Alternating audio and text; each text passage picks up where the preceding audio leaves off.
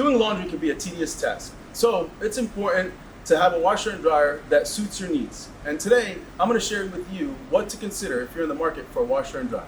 For starters, you want to be mindful of your connections.